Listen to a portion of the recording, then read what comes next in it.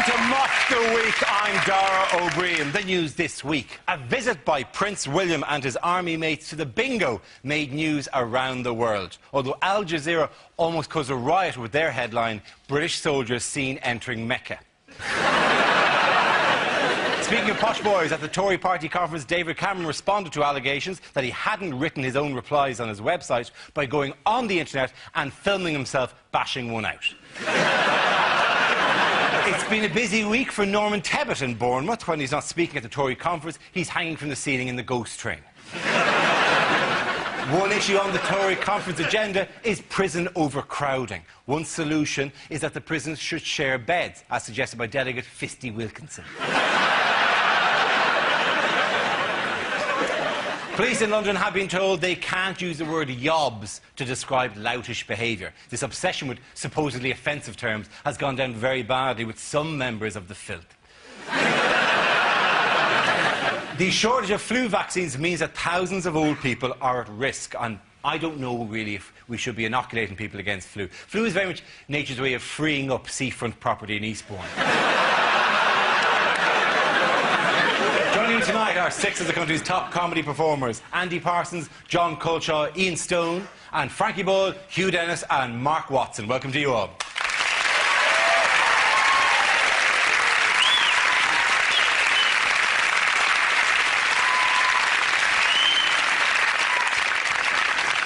Our first round is called Headliners. I showed the teams a recent photo along with the initial letters of a newspaper headline. You know the rules by now. Here's a picture from this week's Conservative Party conference in Bournemouth. And what does TCSP stand for? Is it Taxi Chorus Stupid People? Is it try creating some policies?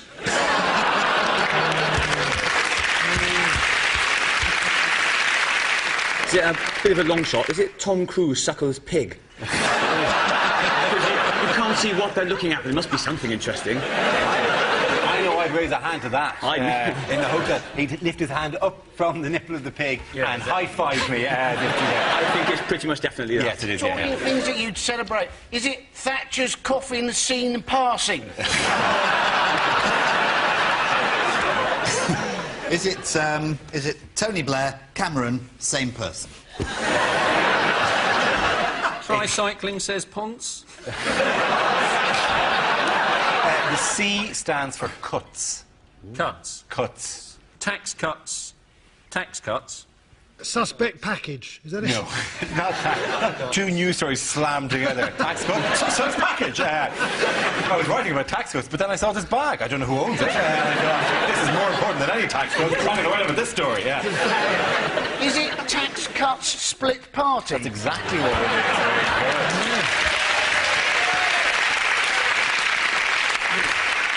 The answer I was looking for was Tax Cuts Split Party. It refers to the row at this week's Conservative Party conference after David Cameron and his shadow Chancellor George Osborne refused to give in to demands from party members for tax cuts.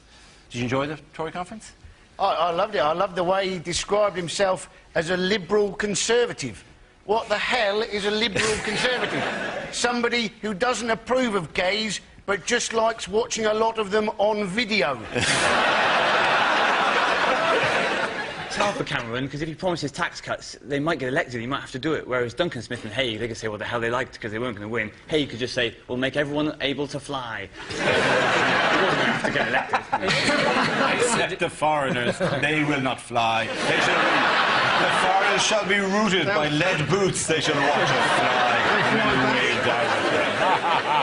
He's just so sort of unbearably sort of patronising and out of touch. Isn't he? Yes. Well, who hasn't dropped some cocaine tablets and listened to the Arctic Kaiser Chiefs? I mean, it's that thing, you know, where everything is a photo opportunity for him. Yeah. And none of it's actually that impressive. So it's not that impressive to ride huskies or cycle a bike. Seeing as it's just a photo opportunity anyway, I'd like to see Cameron kick a lion's head off. I would vote for that. If he came on in his party political broadcast and kicked a lion's head off and then turned to the camera and went, could Tony Blair kick a lion's head off?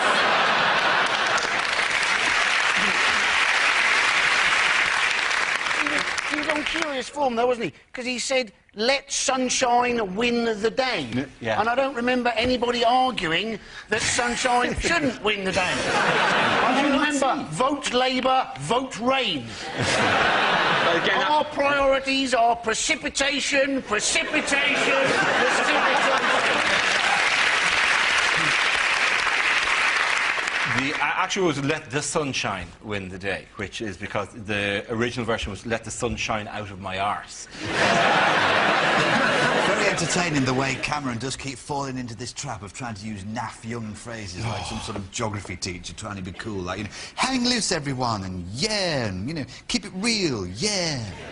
He's essentially what got Blair elected the first time around. Is the candidate who most behaves like Donny Osmond is the one that the British electors most trust. Because it's fair. After we've had the two-party conference, you've got a straight choice, basically, between a dour Scottish accountant or the lead singer from Joseph and the Technicolor Dreamcoat. That's essentially what he was doing. Like, and so he said, "Give me some policy." He'd go, "A crash of drums, a flash of light, and a golden coat." That's what he's doing. That Cameron was sort of more attractive when we knew less about him. Now that you're actually getting to see him, you're going, isn't his face kind of made out of dough? And isn't he sort of unbelievably posh? He looks like he was raised by a robot butler called Sir Henry. He's done the terrible, terrible web Cameron, which is... It's him doing a... It's meant to be a webcam in his house, but it isn't actually. It's just a video. It's meant to be very modern, but in being a video, it's essentially just an idea he has borrowed from Osama bin Laden. So,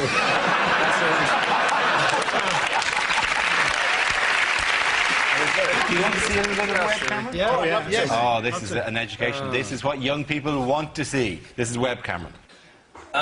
Right, welcome to Web Cameron. Watch out, BBC. I'll do it in a minute. Welcome to BBC and ITV. You know, we're coming after you. This is, I think, a really good way of communicating directly with people about what the Conservative Party is doing, what we believe in. What do you want to do? Wash your hands. In a minute. If you were on the net and you saw that, wouldn't you, just to cleanse yourself, wouldn't you click immediately to porn? There's finally something on the internet that's impossible to masturbate to. How much further are you going to go with this thing of, oh, you just happened to have dropped in, oh, well, better tell you about Tory policy. Oh, you've just caught me getting out of the shower. It's almost... Let me just try myself off and talk to you about our plans. How realistic this is, right? In the first one, he's washing dishes in the sink. In the second weblog, he's loading his bloody dishwasher. It's not a typical day in the life. If you listen very, very closely, what the child is saying in child speak is, where is Maria, our Filipino maid, who normally does this job? Well, it's meant to catch people in unguarded moments, isn't it? That's the point of this web camera. But obviously, the Labour Party don't need that because Cherie Blair does that at the party conference. Just so you know, in terms of we have a picture of the front row of the Tory conference. I mean, this is like Weblog Central. Look at these people here. This is the actual people who That's like Charlie's Angels in the year 2056. That's what it looks, doesn't it? It looks like the army of the undead, and you kind of go, you know, if you slay us, there are hundreds more to take our place. An audition for Hello, Hello. Did someone just plant dragon's teeth and they sprang up? I tend to think, though, if you're making a speech to people of that age, you could probably do the same speech at least 4 times. Because you figure at least 2 of them are going to be dead the next year. One of them's going to forget, and the other one's probably not going to hear it in the first place. They must have been quite confused. It must have been, when's Daniel O'Donnell going to sing? There was a lovely kind of... When he said, of course, I think the NHS is one of the greatest achievements of the last century, which is like, clearly, Labour's great finest ever moment, and I cut to lots of old people going, have I come to the wrong one? Do you not think more people must piss themselves at a Tory party conference than at a Beatles gig? I'd imagine the whole floor is just those yellow cubes that you get in. Yet at the Tory conference in Bournemouth, David Cameron's ovation went on for 10 minutes, by the end of which most of the audience had managed to get to their feet. Cameron, of course, lives in Notting Hill, which staged another carnival this year. In fact, there were so many bandwagons he couldn't decide which one to jump on. At the end of that round, the points go to Ian, John and Andy.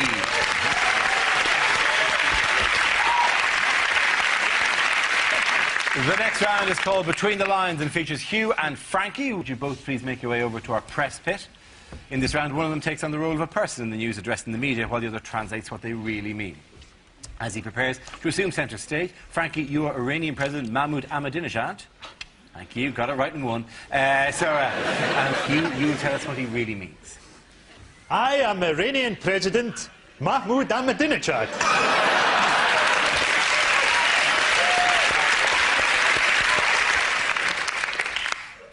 But you can call me Ted. We are developing nuclear power, but our aim is peaceful. We are developing nuclear power, but our aim is Jerusalem. We're developing nuclear power which could benefit the West. Have you considered changing your electricity supply? Iran has been accused of sponsoring terrorism. We do. 50p a mile. The American president is the son of a swine. I hope that one day his body is identified by the teeth marks on my penis.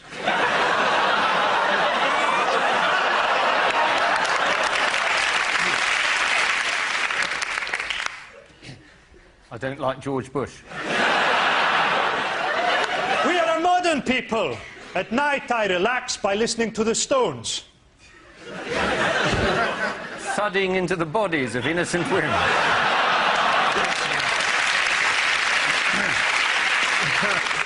I am opposed to nuclear weapons and would like to see reducing numbers.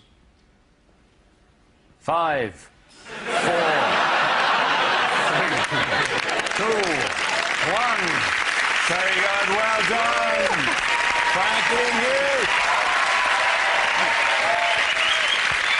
Now we play a round called News Wheel of Death. This game involves Mark, Andy, Frankie and Ian, so if you could make your way to the performance area, please. This is a stand-up challenge with a random news generator spinning around all the topics. You know it at this stage. We spin the wheel, and when it stops, anyone can step forward and try to make us laugh about the subject it's landed on. OK, here we go. Let's have a topic. And the first topic is telecoms. Now, I've got a crap mobile phone, right? I'm sick of my phone company ringing me up, trying to get me to have an upgrade. Do you want a free upgrade? Do you want a better phone? No, I like my crap phone. One day, I'll be walking my dog and I'll take it away and say, have a wolf instead. It drives me mad. And this guy was determined to make me have this, the Samsung Golden Cock 4000 or something. He said, oh yeah, you get this phone, you see, you can download TV clips onto it. You interested in watching TV on your phone? It's like, well, no. I've got a TV, right? I'm not interested in watching TV on my phone. Same reason I'm not interested in having a piss in my tumble dryer.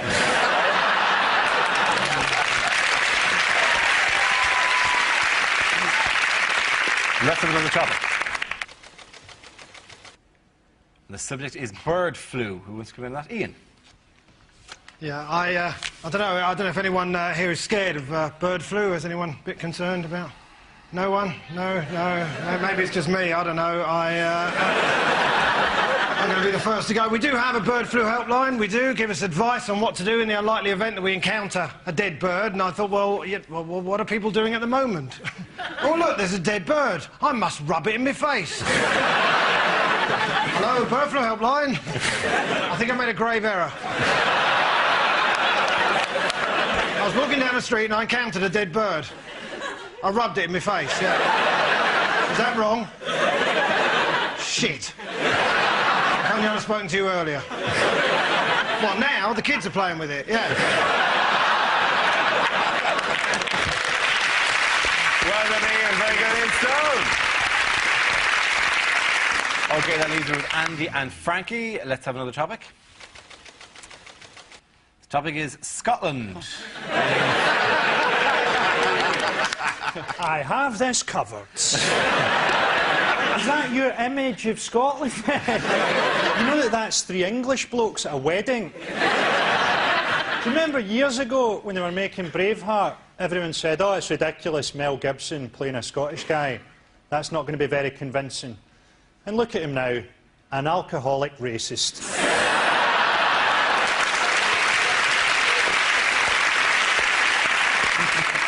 The most Scottish thing I've ever seen, I was going through a town called Bathgate at about 11:30 at night, and there was a guy pissing against the front door.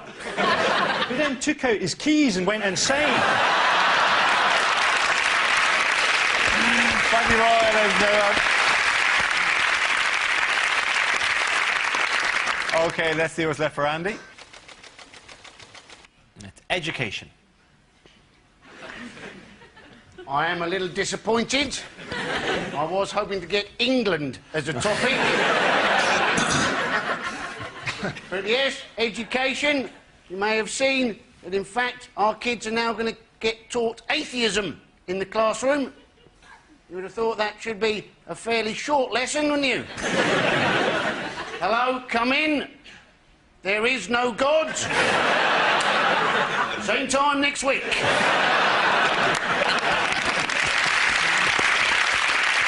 Andy Parkins, ladies and gentlemen. Points for everyone there. Too good. From all of you. Come on back. Come on back. Our next round is called If This Is the Answer, What Is the Question? On the board are 6 categories. For each chosen category, I read out an answer and the players have to guess what the question might be. Ian, which category would you like? I'll take crime. Crime, OK. The answer is every 12 seconds. What is the question? How often in London does someone try and offer you a free newspaper? How often does John Prescott think of chips? How often does George Michael wake up? Is it how many times over a 24-hour period do you hear, hello, I'm Barry Scott, and are you Sillet Bags? If Ronseal ran the transport system, how often would the train every 12-second service actually run? Is it how often are police in Glasgow called out to deal with a pregnant woman attacking a Rottweiler with a sledgehammer?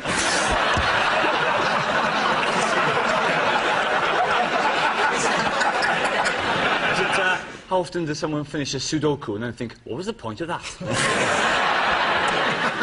It is to do with a certain theft. It's the story about mobile phones this week. How often are mobile phones? That's entirely right. Well done. Very good, Frankie. Yeah. And the question I was looking for is, according to new figures, how often is a mobile phone stolen in this country? This is a recently published phone industry study that shows a handset is stolen every 12 seconds in Britain, and a third of robberies nationwide involve phone theft. What system has been developed to combat mobile phone theft? It's a screaming phone, isn't it? Yes. It just screams, which is brilliant, because a screaming phone at last will replicate the feelings of everyone else in the carriage. One thing, though, is if this scream goes off and they've got it in their pocket, isn't it? It'll seem that they've kidnapped a dwarf. And what if it's on silent? He'll just mutter to himself. In silent, no one can hear you scream. If they program the phone that when it gets stolen, you can, press a button and the phone will go, I'm a stolen phone! I'm a stolen phone! It's stolen by a big gay thief. The irony of it is that a lot of these phones are stolen from children, and the children are given phones in case they ever get mugged. So they... I'm not a big fan of all this new technology, though, because you used to be able to call wrong numbers, didn't you? And it didn't matter. Now you call the wrong number on your mobile phone. Half an hour later, you get a call back. I believe you just called me. I got a wrong number. No, Sonny Jim. What was it you wanted to say? Well, at that point, I like to go. Bloody brilliant. I get to make a dirty phone call, but they've had to pay for it. I've never known how you make a heavy-breathing phone number. I didn't think it's like going... You sound more like you're cleaning a mirror, really. What's amazing about mobile phones, though, is the fact that, they're actually not very good for you. There are loads of medical studies, but no amount of medical research will stop people using mobile phones. It will stop them living near pylons, it will stop them using microwaves, but mobile phones, no one gives a shit. It's like, hello, yeah, I'm in a CAT scanner. Quite extraordinary. So do people think crime is out of control? Well, have you seen the thing this week? They've worked out why electronic tagging doesn't work. Because people are taking them off. I thought that was the point, was that they monitored where the people... Oh, we wondered why he hadn't moved at all for 4 months. We thought he was living at the bottom of a canal. And do you know the other thing they're doing in Scotland? They're taking the tags off and attaching them to dogs. That's genius. We thought you were just living in some bins, but no. Attached it to a dog. Criminals are so sneaky, aren't they? They are. That's they are. hilarious. It's almost as they don't want to be caught. This criminal just going round and round and round and round, chasing himself. It is the lowest crime rate since records began in 1981. Across the board, crimes are down. Records only began in 1981. Well, they do what they have. The other ones have been stolen. Yeah. We just live in a country with a general climate of fear, don't we? I mean, like, the Daily Mail is, what, 12 months away from running a headline, asylum seekers carry a new type of AIDS that lowers house prices. Did you see the headline, by the way, in the Daily Mail after the bombings? It said, bombers on benefits. Bombers, yeah, it's those scrounging bombers that piss me off. Right? Yeah. I mean, I don't mind the bombers that pay their own way, but these scrounging bombers get right up my nose. They're talking about freezing the assets of terrorists as well, freezing their bank accounts. Is that you coming bombing? Oh, I'm skint. So the July the 7th bombs could have been stopped if they'd gone to an ATM just to get a private train ticket and go. I'd love to join in. I've got nothing. Sorry, I'd love to go, but I can't. I've really been to the cinema this week. Can't do everything, can you? The prison population is now at its highest ever, isn't it? Yeah, it's nearly run out of space. 71,000, isn't it? It's more like it's 78,000, and they can take just below 79,000. There are exactly 326 places left in prison. Well, that's not fair to people who want to go to prison. They're going to have to join some kind of waiting list. Yeah, it's like schools. It's like schools. You actually have to move into the area where the prison is. Put them down. Do you get Church of England prisons which are slightly better run? They will allow 25% of non-Church of England prisoners into their prisons now. You know, the amazing thing is that, you know, they've still got slopping out. You know, so people share a cell and they've both got to go to the toilet in a bucket. And yet these guys can still find each other sexually attractive. Well done, prisoners, for keeping the magic alive. As one of them approached the other, he'd go, "You have no mystery to me anymore." No, just light a jaw stick, Barry, let's go at it. You seem to know an awful lot about this. Yeah. Well, I didn't go to prison, but I was at Catholic school. What has been banned by police authorities? Crime. Not crime. It's the word yob, isn't it? It is the word yob. Not allowed to say yob, in case it's offensive to yobs. Well, I think it's because, presumably it's because on the police report it kind of prejudges. On the innocent until proven guilty, we found the yob outside the supermarket. It kind of goes, oh, all right. You know, as opposed to they go, we found the ne'er-do-well. If they're obliged to call all people bandito, that'd be good as well. The gang of banditos spray painting a McDonald's. That sounds a bit gay for my liking. It's weird, though. What image in your head when I said a gang of banditos? Were they all wearing leather chaps? Bum banditos. Oh, they're bum banditos. They're in an entirely different section. Are they called Barry, and have they got to adjust it? Barry the bum bandito. It's like a hideous children's book. What are you in for, Barry? Playing the castanets during a sexual assault. Typical of you, Barry. You never lost your style. OK, the winners that round were Frankie, Hugh and Mark. Now we come to our final quickfire round called Scenes We'd Like to See. This is for everyone, so if you can make your way over to the performance area, please. I call it ideas for scenarios we'd love to see in the performance. Come in with our suggestions. OK, here we go. The first subject tonight is commercials that never made it to air. Lynx, for that cheap teenage smell of desperation. Because some nights are best forgotten. Rohypnol.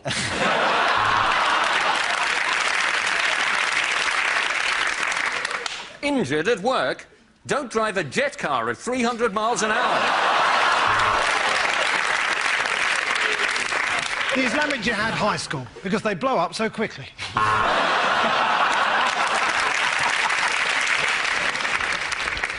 I'm Tony the Tiger. Siegfried and Roy taste great. For effective ethnic cleansing, use Milosevic.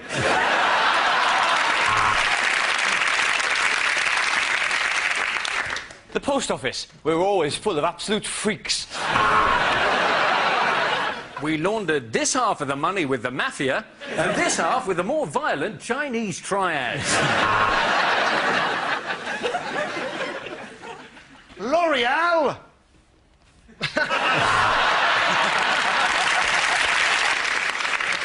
By the year 2020, we shall rule the earth. Tesco, every little helps.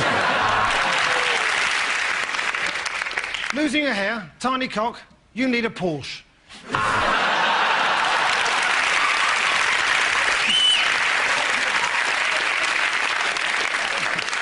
Clear all your debts with one easy payment. Buy a shotgun and blow your head off.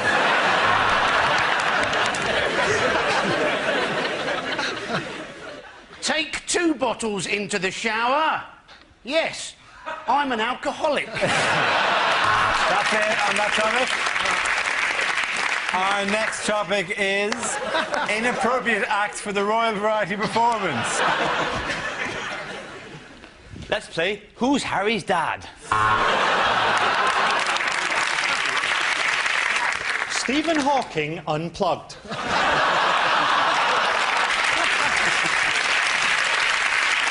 Your Royal Highnesses, lords, ladies and gentlemen, I give you synchronized dogging.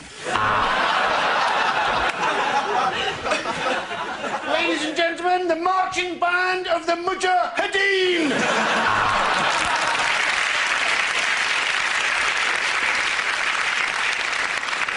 As a treat for the Duke of Edinburgh, the black and white minstrels sing the speeches of Hitler.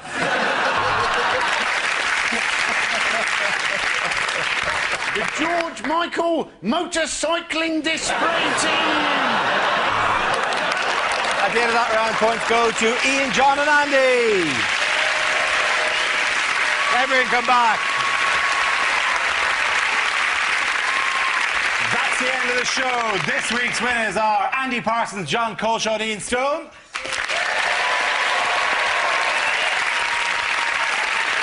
Commiserations to Frankie Boy, Hugh Dennis and Mark Watson. Thank you for watching. Good night.